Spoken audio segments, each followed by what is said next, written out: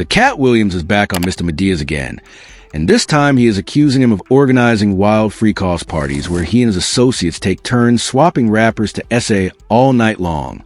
Katt Williams already blasted Tyler Perry a while ago for being a DL gay man, but this time he isn't just speaking about Tyler splitting his cheeks open for these younger men to rail him. He's accusing him of possibly assaying them too. To make matters even worse, Tyler has been getting slapped with multiple essay lawsuits left and right by some young actors who claim he forced them to sleep with him and in exchange reward them with a movie role. The crazier the things they did in the bedroom with him, the bigger the role they get in his movies will be. And baby, let's just say Tyler has a type when it comes to these men. He's very specific about the ones he did this to, and apparently his guest house is where he tricks them to allegedly assay them. The rumors about Tyler have been going on for a while, but it started getting crazy a few days ago when an actor from Tyler's TV, The Oval, Derek Dixon, filed an explosive $260 million lawsuit against Tyler, accusing him of using his power to get these young boys to blow his back out. Derek said he first met Tyler back in 2019 at an industry event at Tyler's studio in Atlanta. Tyler took his numbers, and from there, it was non-stop advances at trying to get him in bed. The suit read, Mr. After Perry made it clear to Dixon that if Dixon ignored Perry or failed to engage with the sexual innuendos, Dixon's character would die in the next season. Perry always held this over Mr. Dixon's head, implying that his character Dale would survive if Dixon kept Perry happy.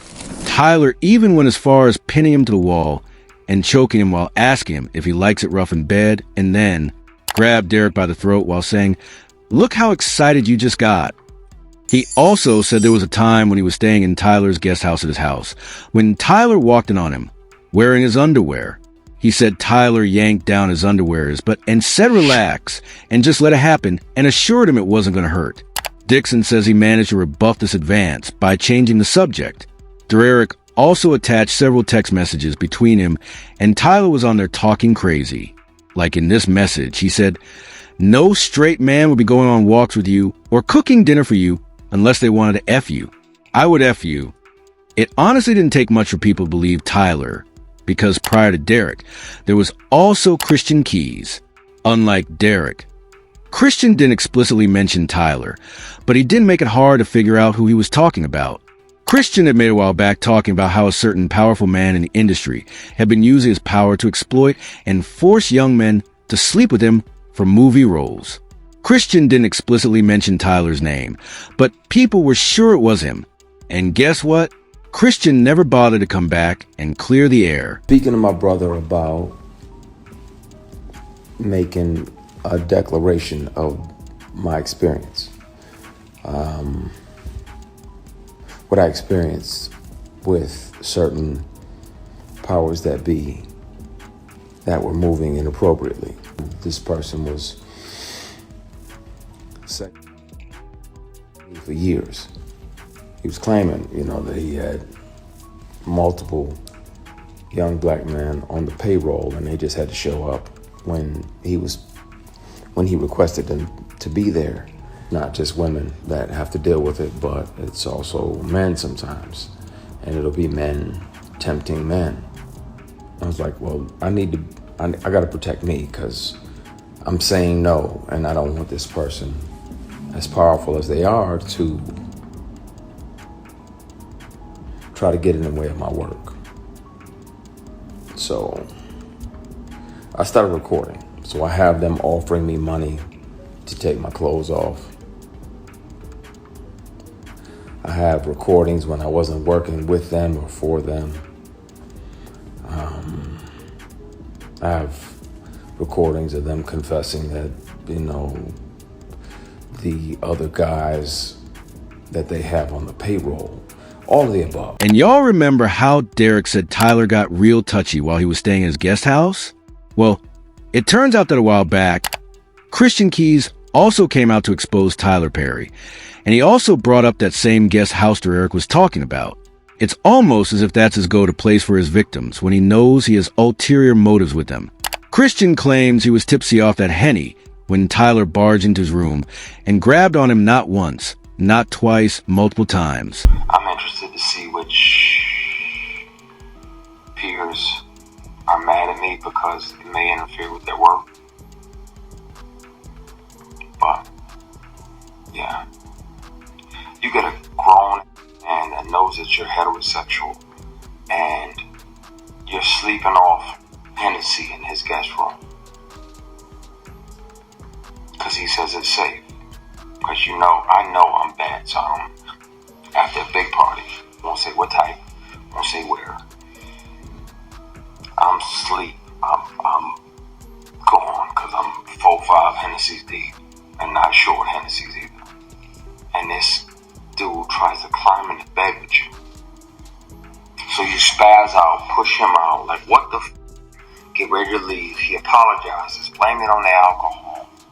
And you try to forgive him. So you're like, alright man, alright, I'm gone.